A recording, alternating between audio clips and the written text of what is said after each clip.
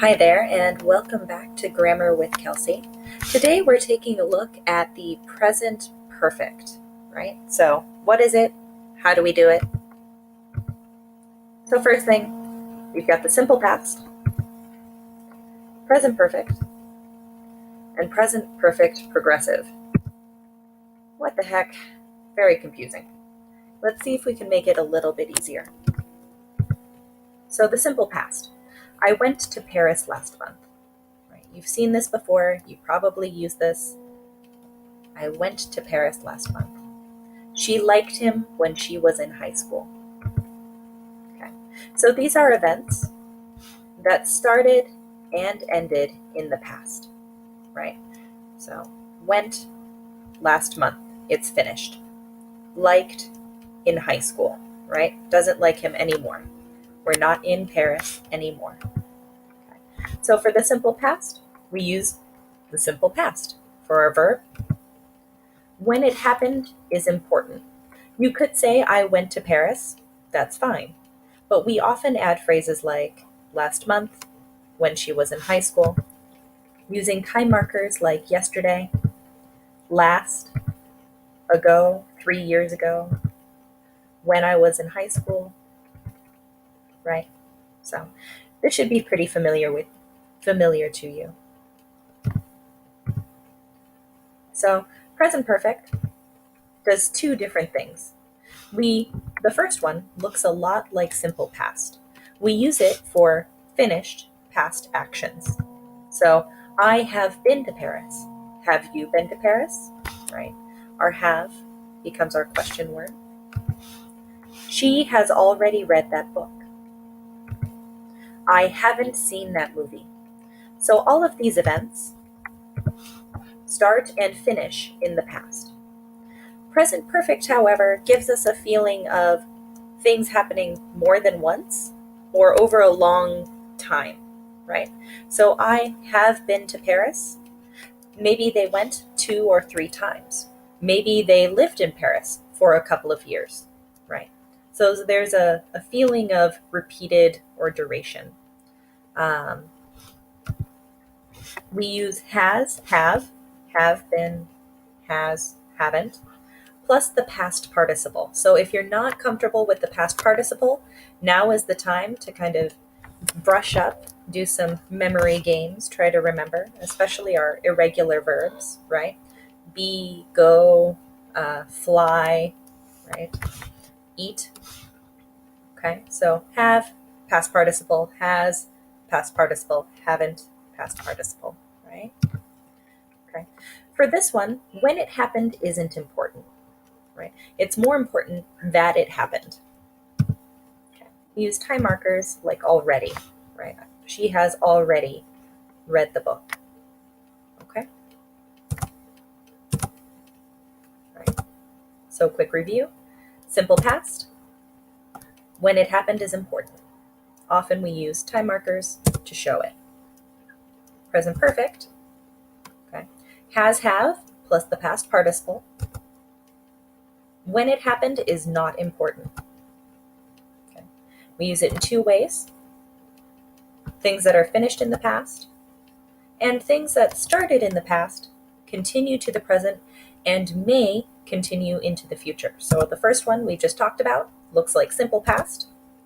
The next one we're going to talk about looks a lot like present perfect progressive. So how does it do this? Okay. So actions that started in the past continue to the present and may continue into the future. So sentences like, I have lived in Korea for 4 years. Right. So let's look at our verb phrase, have lived, right? It started in the past, is still true now, and may or may not continue into the future, right?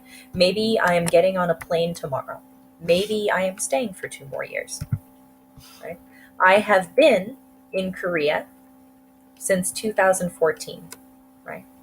So have plus to be since 2014. And I haven't gone to Dokdo yet, right? This state of existence, right? I have never tried, fried scorpion, right? This state was true in the past, is still true now, may or may not be true in the future. Maybe I will go to Dokdo. Maybe I won't, right? So started in the past, still true to the present, may or may not continue into the future. So we use the same exact grammar, has, have, plus our past participle, have lived, have been, haven't gone. The future is not important, right? It's not definite. We're not sure. We use time markers like for, right? For 4 years, right here. Since, right? Yet. I still haven't. Maybe I will tomorrow. Ever and never. Okay.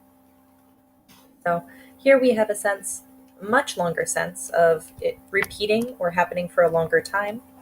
Still true now, may or may not be true in the future. So let's look at present perfect progressive.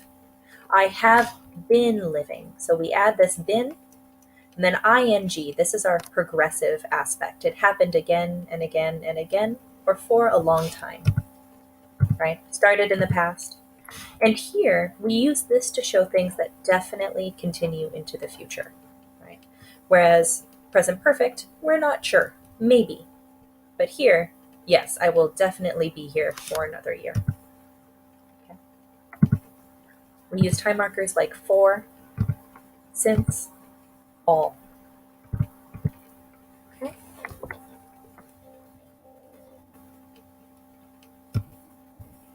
Let's look at some example sentences. So here we go. I lived in Korea 2 years ago. Finished. Time is important. So how do we make that present perfect?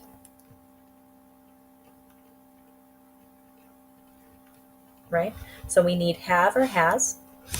Because this is I, we need have. Good. And then the past participle, which for lived is lived. Okay. So I have lived in Korea. I have lived, and here we can add a time marker for 3 years to show how long, right?